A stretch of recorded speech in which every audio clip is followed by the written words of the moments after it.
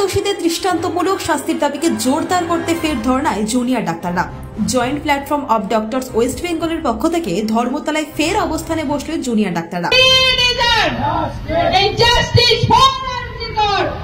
হাইকোর্টের নির্দেশে মঞ্চ বেঁধে এই ধর্না চলবে আগামী 26 তারিখ পর্যন্ত। প্রথম থেকেই তো তারা চাইছিল এই আন্দোলনটাকে ধামাচাপা দিতে, আর পুলিশ তো চাইছে যে তারা যেটা বলেছিল সেটাই যেন আলটিমেটলি প্রমাণ হয়। প্রথমেই তারা বলেছিল শুধুমাত্র সঞ্জয় রায় দোষী, আর সেটাই ওরা প্রমাণ করার জন্য লেগে পড়ে রয়েছে। তার জন্য এই আন্দোলনটাকে বন্ধ করার ভীষণ রকম চেষ্টা করছে। কিন্তু সঞ্জয় রায় আমরা ইতিমধ্যে দেখেছি প্রিজন ভ্যান থেকে চেঁচিয়েছে যে আমাকে ফাঁসানো হয়েছে, এর সাথে অনেকে জড়িত।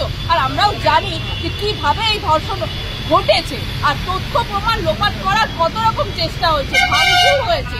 এর থেকে স্পষ্ট বোঝা যায় যে এর সঙ্গে জড়িত আছে, গভীরভাবে জড়িত আছে কোনো অপরাধী, অনেকজন অপরাধী। তাদের সবাইকে ধরতে হবে। ব্যুরো রিপোর্ট, আজ বাংলা।